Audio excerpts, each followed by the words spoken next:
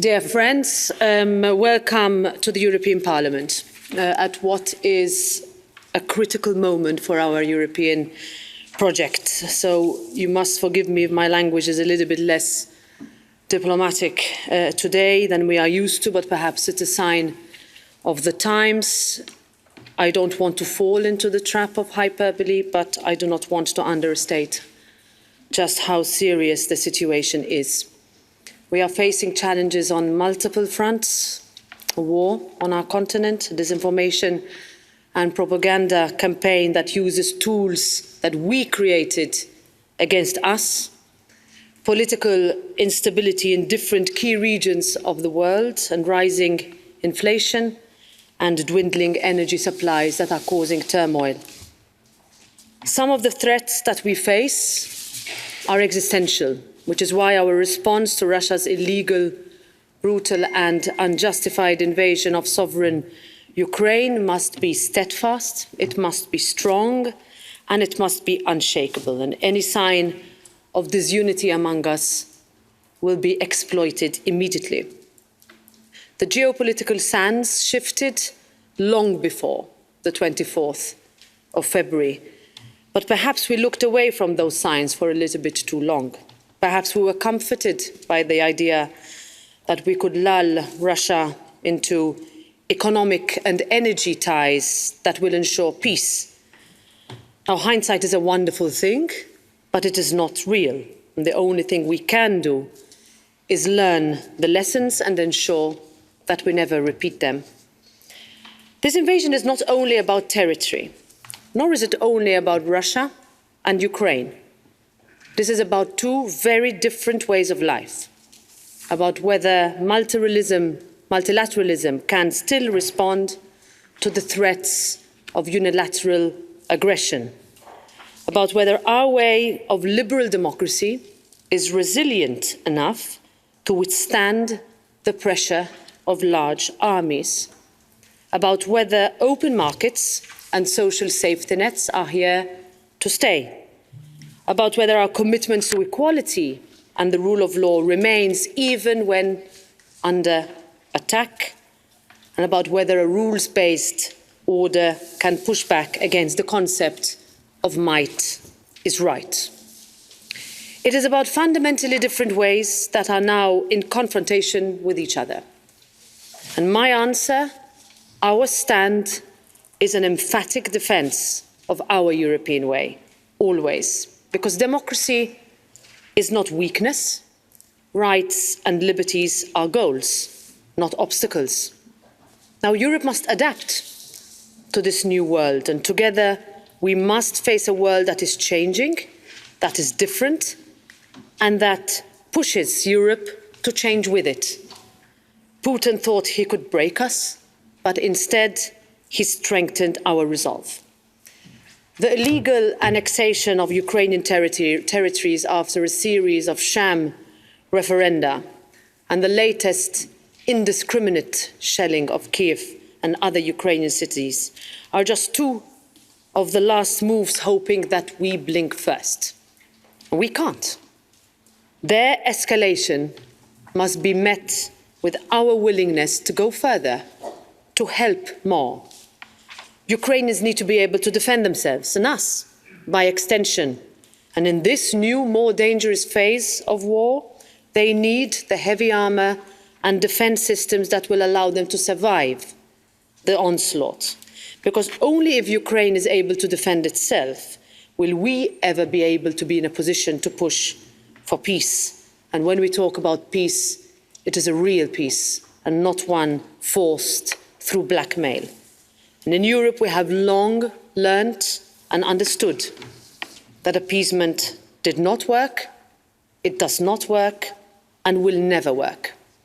So with our push for peace, there must also be a push for justice, a push for accountability for the numerous documented war crimes committed on European soil. Since the beginning of Russia's aggression, the European Union has approved an unprecedented €7.2 billion in financial aid to Ukraine and adopted 8 packages of far-reaching sanctions to impede the financing of Putin's war machine. We have provided €2.5 billion in support of Ukrainian armed forces, and critical military support will continue to be given. And I am proud that the European Parliament has been at the forefront of efforts, even practically speaking, by opening its premises to the Ukrainian Solidarity Hub, many of whom of your colleagues have visited. And also we have sent truckloads of IT equipment and protective gear to the Verkhovna Rada. But perhaps our most significant decision has been to grant Ukraine and Moldova EU candidate status. This status, in the case of Ukraine and Moldova, gives Ukrainian people a clear European perspective and a path for development, even if we know that it will take time and that it will not be easy. This European Parliament is currently working with the Verkhovna Rada to adopt legislation that is needed in order to bring the lawmakers in a position to vote on the acquis that we require of them. We have also, from this very room, on the 1st of March, reached out to 160 parliaments to rally them towards Ukraine's cause. This network continues to facilitate President Zelensky's ability to address parliaments around the world so that he can give a first-hand account of the situation on the ground. This will continue to prove crucial to ensure that war fatigue does not set in. Ladies and gentlemen, Europe has done a lot, but there is no time for complacency. We will be called upon to do yet more. And this means working closely with our like-minded partners, strengthening already existing links and partnerships, and where possible, and pursuing new alliances. We have to work together. We need to pool our resources and work towards common objectives, and here I'm talking about all EU institutions and member states as one single Team Europe. Now, of course, we all have different assets and ways to achieve our objectives, which are common, but we must keep pulling the same rope. The Parliament is not only about adopting legislation or financial packets of aid. Members of the European Parliament reflect the debates in member states, and each and every single member helps to bring the message of Europe home. This is critical, and we have seen this more than ever since the 24th of February. This House also remains in continuous dialogue with office holders and parliamentarians across the globe. Our committees send members to high-level multilateral meetings and organise thematic missions to key third countries. We work on a daily basis to consolidate our partnerships, build alliances and keep dialogues of communications open across the world. Through targeted programmes, in fact, for parliaments, our aim is to continue supporting democracies and democratic political cultures and societies in our neighbourhoods and beyond, because multilateralism is the only sustainable way to safeguard peace across the world. Today you will discuss how to improve our cooperation so that we can effectively respond to current challenges and improve the resilience of democracies worldwide.